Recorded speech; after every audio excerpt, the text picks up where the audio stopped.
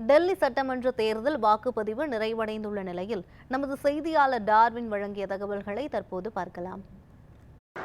70 தொகுதிகளை கொண்ட டெல்லி சட்டப்பேரவைக்கான தேர்தல் என்பது இன்று நடைபெற்றிருந்தது. இதனுடைய வாக்குப்பதிவு என்பது விறுவிறுப்பாக காலை 7 மணிக்கு தொடங்கி மாலை 6 மணி வரை வாக்குப்பதிவு என்பது நடைபெற்றிருந்தது. குறிப்பாக இந்த டெல்லி தேர்தலை பொறுத்தவரைக்கும் மும்முனை போட்டி என்பதுதான் ஒரு முக்கிய விஷயமாக இருந்து கொண்டிருந்தது. பாஜக, ஆளும் ஆம் ஆத்மி, அதே போன்று காங்கிரஸ் ஆகிய இந்த 3 கட்சிகளும் நேரடியாக தனித்து களம் இறங்கினார்கள். இது மொத்தம் 699 வேட்பாளர்கள் மொத்தத்தில் தில்லியில் இருக்கக்கூடிய இந்த 70 சட்டப்பேரவை தொகுதிகளிலும் களம் கண்டிருந்தார்கள். இவர்களை தேர்ந்தெடுப்பதற்காக 1,56,00,000 வாக்காளர்கள் இன்று தங்களுடைய வாக்குகளை பதிவு செய்வதற்காக ஏற்பாடு என்பது செய்யப்பட்டிருந்தது. 13,766 வாக்கு மையங்கள் என்பது ஏற்பாடு செய்யப்பட்டு 30,000 டெல்லி காவல்துறையினர், அதே போன்று 220 கம்பெனி துணை இராணுவ படையினர் உள்ளிட்டோர் பலத்த பாதுகாப்புக்கு ஏற்பாடு செய்யப்பட்டிருந்தது. அதே வேளையில் 3000 வாக்கு மையங்கள் என்பது மிகவும் ஒரு சென்சிட்டிவான பூத் என்று கணக்கெடுக்கப்பட்ட அதற்கு பாதுகாப்பு என்பதும் அதிகரிக்கப்பட்டிருந்தது. காலை 7 மணிக்கு தொடங்கிய இந்த வாக்குப்பதிவு என்பது விறுவிறுப்பாக தொடர்ச்சியாக நடைபெற்றிருந்தது.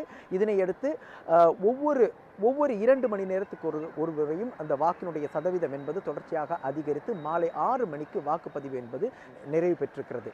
இந்த வாக்குப்பதிவு முடிந்த பின்பாக இந்த கருத்து கணிப்புகள் என்பது வெளிவர தொடங்கி இருக்கின்றன. அதில் ஆம் ஆத்மி, தற்போது டெல்லியை ஆண்டு கொண்டிருக்கக்கூடிய இந்த ஆம் ஆத்மி கட்சிக்கு பின்னடைவு என்ற ஒரு கருத்தை தான் அனைத்து கருத்து கணிப்புகளும் தெரிவிக்கின்றன. குறிப்பாக பார்த்தோம் என்றால் கடந்த 25 ஆண்டுகளுக்கு மேலாக டெல்லியிலிருந்து ஆட்சி அரியணையில் அமராத பாஜக மீண்டும் தற்போது ஆட்சியில் அமரப்போகிறது என்பதை இந்த கருத்து கணிப்புகள் அனைத்தும் தெரிவிக்கின்றன. குறிப்பாக 40 முதல் 45 இடங்கள் வரைக்கும் பாஜக வெற்றி பெறக்கூடும் என்று கருத்து கணிப்பு தெரிவிக்கப்பட்டிருக்கிறது. அதே வேளையில் ஆம் ஆத்மி கட்சியை பொறுத்த வரைக்கும் 22 முதல் 29 தொகுதிகளில் அவர்கள் வெற்றி பெறுவார்கள் என்று ஒரு கருத்து கணிப்பு என்பது தெரிவிக்கப்பட்டிருக்கிறது.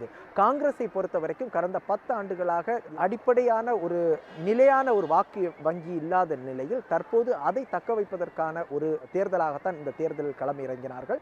அவர்களுக்கு 1 அல்லது 2 தொகுதிகளில் அவர்கள் வெற்றி பெறக்கூடும் என்று கருத்து கணிப்பு தெரிவிக்கிறது. கருத்து கணிப்புகளை பொறுத்த வரைக்கும் ஒரு உத்தேசமான ஒரு குறிப்பிட்ட மக்களிடம் பெறப்பட்ட அந்த கருத்துக்களின் அடிப்படையில் அதன் சதவீதத்தை கொண்டு இதை கருத்து கணிப்பு செய்திருக்கிறார்கள். ஆனால் ஆளுகின்ற ஆம் ஆத்மியை பொறுத்த வரைக்கும் கருத்து கணிப்புகளை நாம் நம்ப போவதில்லை என்று தெரிவித்திருக்கிறார்கள். ஏனெனில் அவர்கள் சுட்டிக்காட்டுவது என்னவென்றால் கடந்த நாடாளுமன்ற தேர்தலை பொறுத்துதான் 400க்கு மேலான தொகுதியில் வெற்றி பெறுவோம் என்று பாஜக கூறிய நிலையில் அவ்வாறான ஒரு சூழ்நிலை இல்லை. மக்கள் அதற்கு மாறாக ஒரு தீர்ப்பை கொடுத்திருந்தார்கள். அதே போன்றுதான் டெல்லி தேர்தலை பொறுத்த வரைக்கும் ஆம் ஆத்மி நிச்சயம் வெற்றி பெறும் என்ற ஒரு நம்பிக்கையை ஆம் ஆத்மி தரப்பினர் வைத்திருக்கிறார்கள். ஆனால் பாஜகவை பொறுத்த வரைக்குமோ டெல்லியை வளர்ச்சியடைய வேண்டும், டெல்லியில் ஊழல் இல்லாத டெல்லியாக கொண்டு வர வேண்டும், டெல்லியை சுத்தமான டெல்லியாக கொண்டு வர வேண்டும் உள்ளிட்ட பல்வேறு திட்டங்களை அவர்கள் அறிவித்திருந்தார்கள். மகளிருக்கான ஊக்கத்தொகை, கேஸ் சிலிண்டர் விலை குறைப்பு, அதே போன்று பல இலவச திட்டங்களை அறிவித்து இந்த தேர்தலில் களம் கண்டார்கள். அதைவிட மிக முக்கியமாக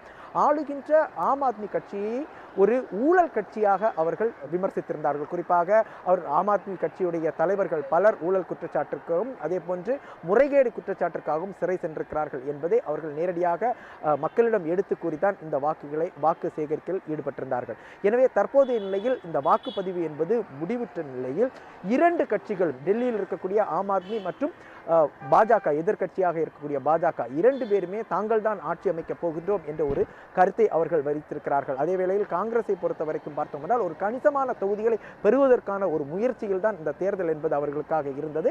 அவர்களுக்கும் ஒரு 2 அல்லது 3 தொகுதியில் வெற்றி பெறுவார்கள் என்று இந்த கருத்து கணிப்பு கூறியப்பட்ட நிலையில் வரும் 8ஆம் தேதி இந்த டெல்லி சட்டமன்ற தேர்தலுக்கான வாக்கு எண்ணிக்கை என்பது நடைபெற இருக்கிறது. அந்த வாக்கு எண்ணிக்கையின் போது அனைத்தும் முடிவு தெரிய வரும். குறிப்பாக யார் ஆட்சியில் அமையப் போகிறார்கள், 25 ஆண்டுகளுக்கு பின்பு பாஜக மீண்டும் அரியணையில் ஏறுமா அல்லது 3வது முறையாக ஹேட்ரிக் வெற்றியை ஆம் ஆத்மி பெறுமா என்பதுதான் தற்போதைய ஒரு விஷயமாக இருக்கிறது. இது அனைத்தும் வருகின்ற 8ஆம் தேதி ஒரு முடிவு தெரிய வரும். அப்போது யார் டெல்லியில் ஆட்சி அமைக்கப் போகிறார்கள் என்பது ஒரு தெளிவான ஒரு திட்டமான அந்த முடிவு என்பது தெரிய வர இருக்கிறது.